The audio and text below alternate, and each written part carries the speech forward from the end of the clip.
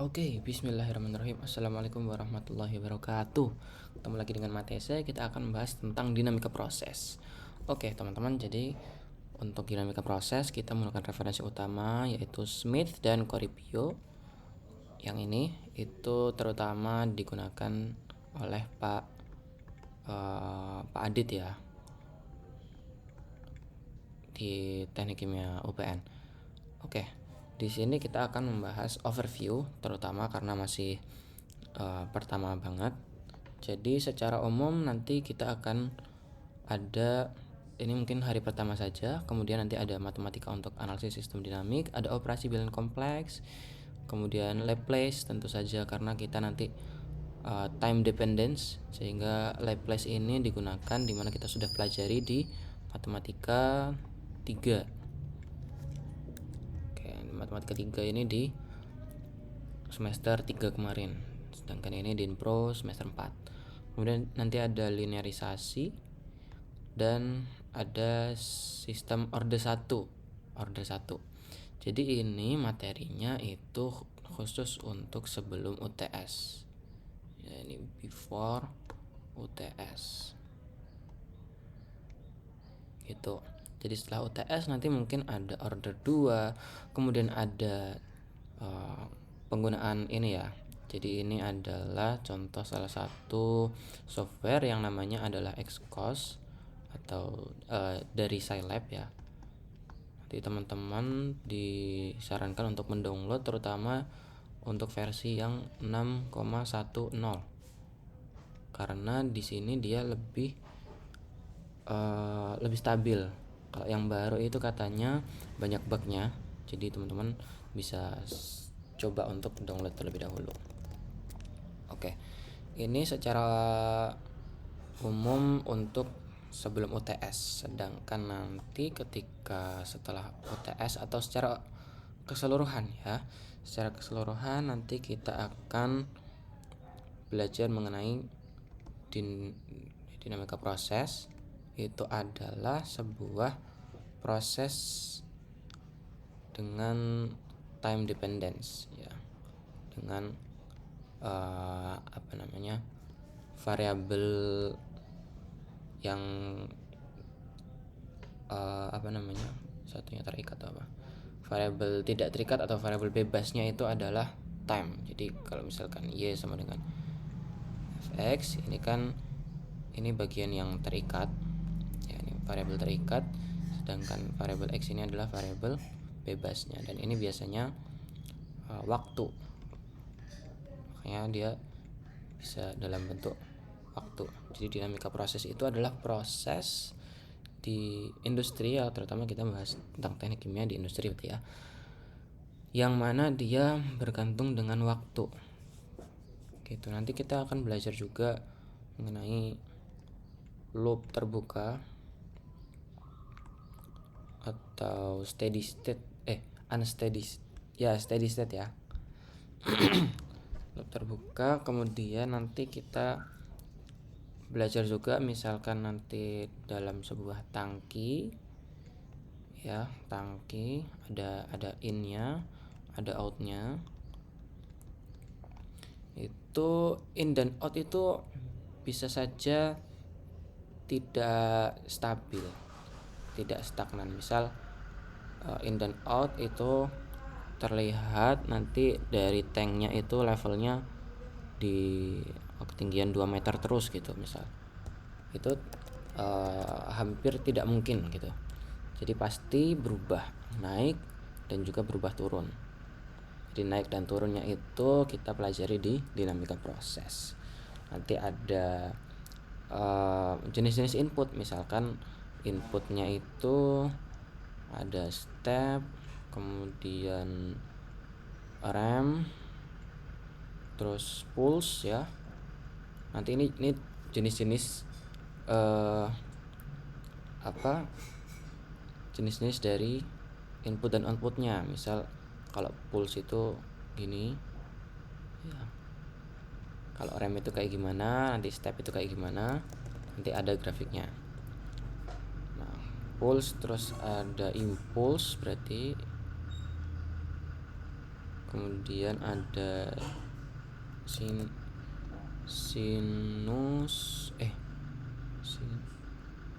sinusoidal. Nah, ini tipe-tipe atau jenis-jenis dari dinamika sebuah fluida ya, yang ada nanti kita pelajari di sebuah tangki gitu, misal ada water tank system gitu, nanti kita pelajari di situ. Kemudian nanti kita akan belajar juga mengenai sebuah grafik ya. Di grafiknya itu dia secara mudahnya untuk menganalisis misal dari ini time ya, misal kan terhadap waktu, berarti X nya itu time, kemudian ini misalkan H. Jadi kita ini lagi meninjau sebuah tangki teman-teman, ketinggian terhadap waktu ya, ketinggian atau level ya, level dari air terhadap waktu. Misalkan grafiknya begini, set. Nah, ini mungkin 10 menit ya, ini dalam menit. Ini katakanlah di sini 30 menit. Ini hanya coba aku ambil ini setengah ya, setengah meter. Kemudian di sini mungkin 1 meter ya. Ini 1 meter. Oke. Apa yang bisa kita simpulkan dari grafik yang hanya segaris ini? Dari perubahan H terhadap waktu. Gimana? Jadi di bagian sini, bagian awal ini dari 0 hingga 10 itu dia dalam kondisi startup namanya. Jadi kalau kita sedang mengisi tangki, itu ada fase di mana dia terisi lebih cepat, terisinya cepat gitu, sebelum nanti kita berada di steady state. Nah, steady state itu di mana? Yang ini, yang lurus ini adalah steady state. Nah, di sini dia itu kalau kita lihat ini itu dia terhadap waktu kan, berarti grafiknya ini itu dia biasa disebut sebagai tau ya. Kok gitu sih tulisannya? Ya tau ya, kayak huruf hijaiyah ini, tau. Jadi tau ini adalah time constant atau konstanta waktu.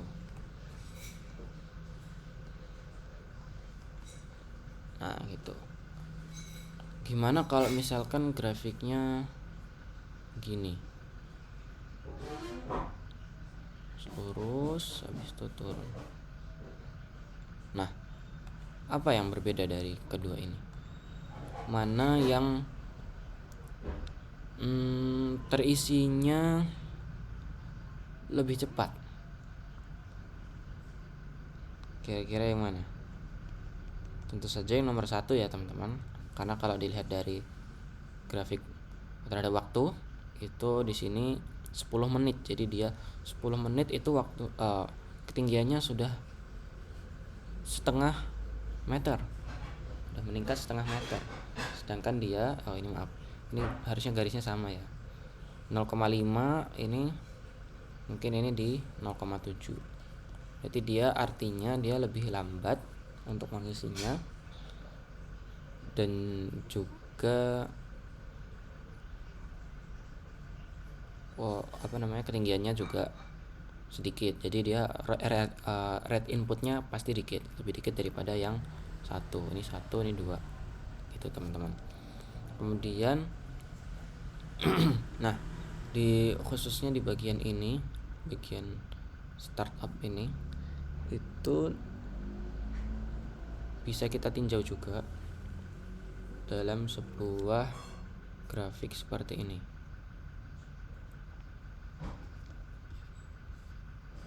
Bentar, ini ada sebuah grafik. Kan tadi aku bilang ada rate-nya ya.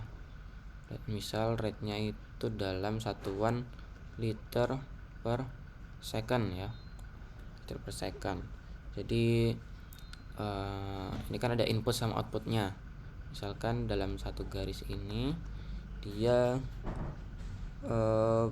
pengisiannya lebih banyak daripada, ya kan, ini pengisiannya pasti lebih banyak daripada yang keluar. Misalkan ini sistemnya itu dia ada input dan ada outputnya gitu ya, ada input dan ada outputnya. Jadi kalau ada input dan ada outputnya, pasti di bagian awal ini itu dia pengisiannya pasti lebih banyak. Ini pengisian itu lebih banyak daripada jumlah pengosongannya. Ini juga terhadap waktu. Terus kemudian nanti di akhir kita ketemu dengan grafik yang turun. Artinya apa? Artinya dia pengosongannya tentu lebih banyak daripada pengisiannya. Nah, dinamika proses itu dia akan akan mengajarkan kita mengenai ini, tentang bagaimana suatu sistem itu dia tidak konstan ya. Dia akan naik dan turun, dia akan berubah-ubah sesuai dengan ya pengisiannya berapa, terus nanti keluarnya berapa gitu. Nah, nanti terutama kita akan menggunakan penyelesaian sistem dengan PD ya, atau persamaan diferensial, terutama dengan Laplace. Dalam. Oke. Kemudian ada karakteristik respons.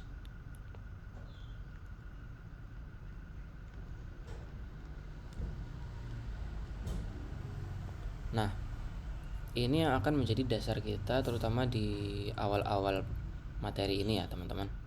Nanti tadi kan ada juga dikasih tahu ini bilangan kompleks ya. Bilangan kompleks menggunakan Laplace juga. Terus ada linearisasi, ya betul. Ada linearisasi. Nanti khusus untuk linearisasi itu ada fungsi-fungsi tersendiri. Yang pertama itu persamaan tak linear. Kemudian nanti ada fungsi satu variabel. Kemudian ada juga fungsi dua variabel atau lebih. Ini juga akan kita selesaikan dengan PD, dengan persamaan diferensial gitu. Terus nanti kita akan masuk ke sifat dinamik sistem order 1.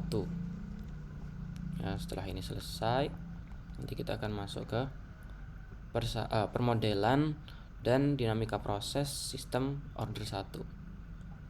Ya, ini sistem order 1. Nah, di mana nanti kita akan belajar juga mengenai fungsi transfer, dan di sini juga akan mempelajari diagram blok ya, teman-teman. Diagram blok kayak gini-gini. Nanti ada diagram blok di order satunya. Kemudian ada respon sistem ya, respon sistem untuk order 1. Kemudian nanti juga ada dinamika level pada tangki cairan. Jadi sebuah tangki itu ada level indikatornya, seberapa banyak dia harus di set point kan gitu. Jadi ada indikatornya gitu. di sini apa tadi, level pada tangki ya. Kemudian